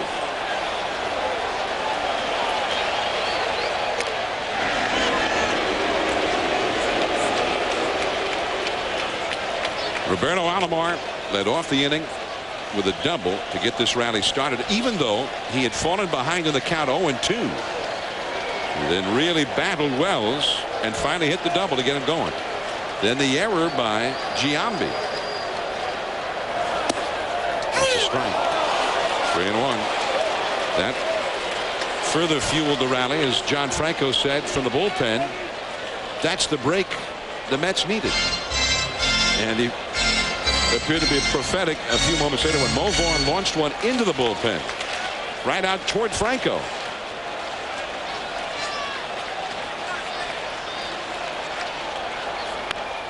There's the bunt, and that will work.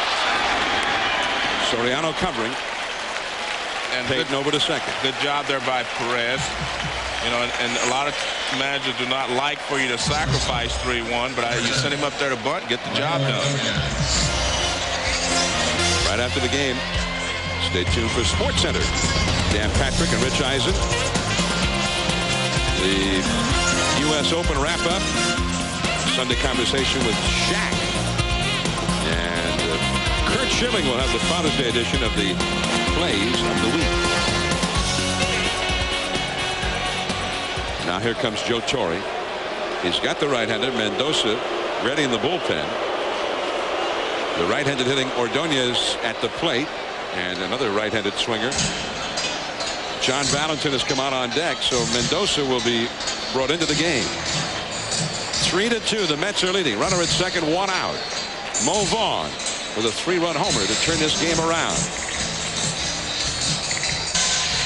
Ramiro Mendoza, number 55. On the pitch now for the Yankees. The third Yankee pitcher of the inning. Runner at second, 1 out. And the right-handed hitting Ray Ordonez coming up. 3-2. The Mets are now leading the Yankees. And Mendoza trying to hold the line here. The Mets will have a couple of shots here with a runner in scoring position. Mo Vaughn is the only Met to have had a hit tonight with a runner in scoring position. The Mets are 1 for 8 in those kind of at-bats as a team. The Yankees, for their part, 2 for 13. So it's a 3-2 game. It could well have been 6-5 kind of a game. Mendoza, he throws a great sinker ball. Out of movement. That's a called strike. To Ordonez. He's been safe on the Ventura error. Grounded into a double play and struck out. The Yankees, by the way, have made 3 errors tonight. There's John Valentin on deck, including the big error by Giambi in this inning. Too low. 1 ball, 1 strike to Ordonez. Armando Benitez, as we saw earlier, is warming up in the Mets bullpen for the 9th inning. The Yankees are scheduled to have Jorge Posada, Rondell White, and Shane Spencer come up.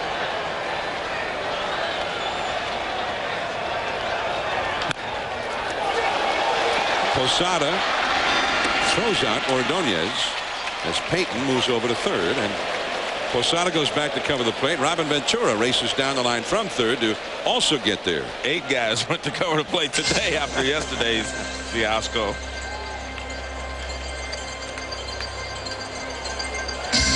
This copyrighted telecast is presented by authority of the Commissioner of Baseball and may not be reproduced or retransmitted in any form, and the accounts and descriptions of this game may not be disseminated without express written consent. And you have a chance now to send your favorite play to the All-Star game. Log on to MLB.com or RadioShack.com, and you can vote right now. Don't miss the All-Star game on July the 9th from Milwaukee. John Valentin, and that's a called strike. John Valentin, as with Mo Vaughn, back in the area where he used to play intercollegiate baseball. He and Mo were teammates at Seton Hall University. And that slider or curveball bounced foul back behind the plate. 0-2. Valentin is hitting .233, 2 home runs. However, as a pinch hitter, he's had 5 hits in 17 at bats, which is not too bad. He used to be an outstanding run producer several years ago with the Boston Red Sox as their everyday shortstop before Nomar Garcia-Parra came along. So a lot of injury problems. Just got a piece of that one. 1 ball, 2 strikes. So Mo Vaughn, it wasn't quite as prolific as the 3-homer game he had against David Wells in September of '96. But this one may have felt even better. Well, he needed this one. I mean, he really did. And of course, the Mets needed something to bring them out of the doldrums. I mean, they just had trouble scoring runs.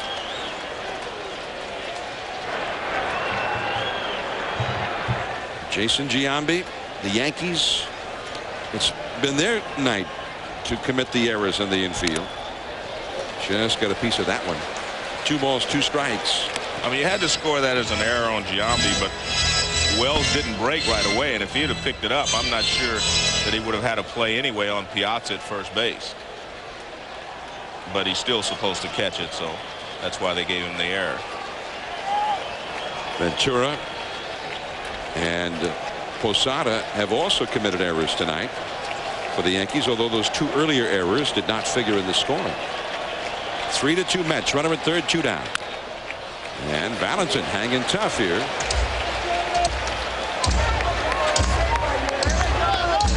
Just the way Alomar battled him to start the inning. Alomar, who's not been hitting well, particularly against left-handed pitching, and he fell immediately behind Wells, 0-2. But he really battled him and then finally hit a double. So it's not just Mo Vaughn's inning. Alomar, another of the newcomers, who has struggled mightily, at least under his standards, which are pretty high. But he got the double to get him started. They get the break on the error, then Vaughn. Check swing. The appeal. No swing. Ball 4. We're talking about Alomar leading off the inning. Let's go back and relive his at-bat. Well, David Wells seemed to be throwing well. He gets a hit of 0-2, and that's when the fun starts. He fights off pitch after pitch, takes the ones that are breaking out of the strike zone, and finally gets that little hanging breaking ball out over the plate and rips it to left center field. Now 3 runs later. Here is Cedeno, and it is 0-1. Kind of reminds you of the bat Sean Dunston had here against the Atlanta Braves a few years ago, that when the Mets were down to their final 3 outs in that series against the Braves. And you're right, sometimes lead off at bats that are great like that can set the tone for an inning. That was that 15-inning game. That is caught by Soriano. The inning is over. But Mo Vaughn launches one to put the Mets ahead. John Franco is watching. I got it! I got it!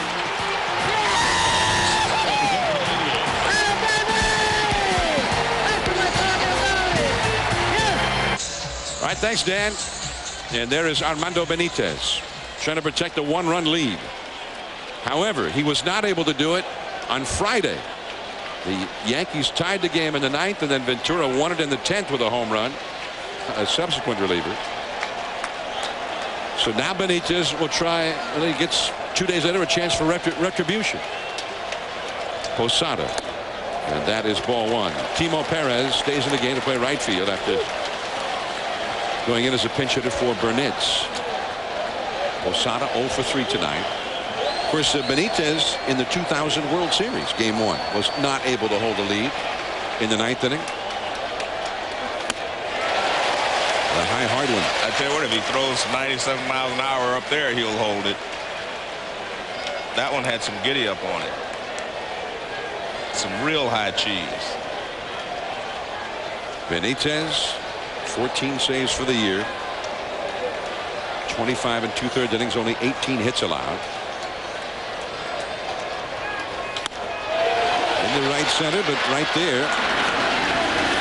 And Payton puts it away. 1 away. Well, one of the complaints is that he's been getting beat a lot of times in big games on his slider.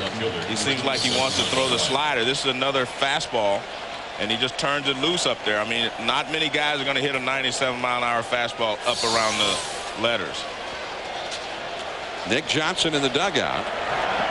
He's a guy who's been playing every day for the Yankees, but is unable to in the National League ballpark because there's no designated hitter allowed. Well, they have to choose between he and Giambi, and of course we know who's going to be their choice there. Fastball to strike to Rondell White. White has grounded out to short, singled and scored a run, and grounded out to short again. Trying to get on base to get the Yankees started. The Mets are leading 3-2 in the 9th inning. That's a foul out of play. Well, you know, in all those playoffs and World Series we've seen the Yankees in the last few years, the one thing that never happened was that the Yankees gave up a lead in the late innings until Game 7 of the World Series last year. But now they're playing without Mariano Rivera.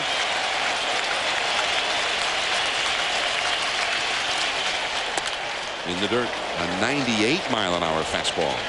1-2. Spencer is out on deck. Johnson in the dugout, holding it back. Rondell White, who's a pretty good fastball hitter.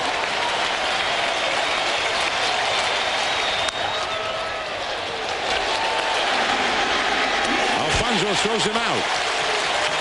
2 down.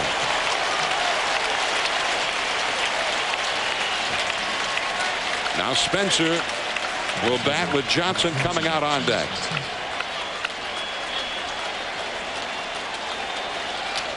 Joe Torre's team will be leaving New York tomorrow for Denver and then San Diego for more interleague play. More games without the DH. Spencer has walked, flied to center, and grounded to third. 2 down, nobody on.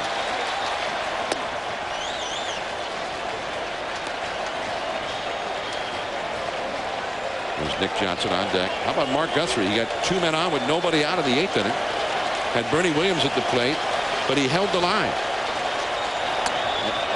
Well, the point What's so good right now? Then is the Mets were going to have their best chance of scoring runs with Alomar leading off, and it was up to Guthrie to hold him right there, and he did a great job. He struck out Bernie Williams and then got Ventura to hit an inning-ending double play. And then Mo Vaughn launched the 3-run homer in the last of the 8th.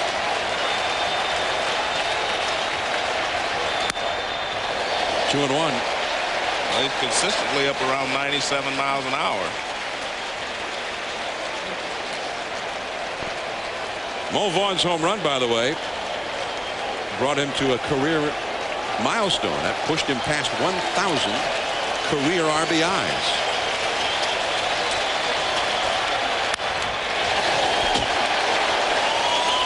Two and two. That was close in more ways than one. That 97-mile-an-hour heater ended up almost in our booth.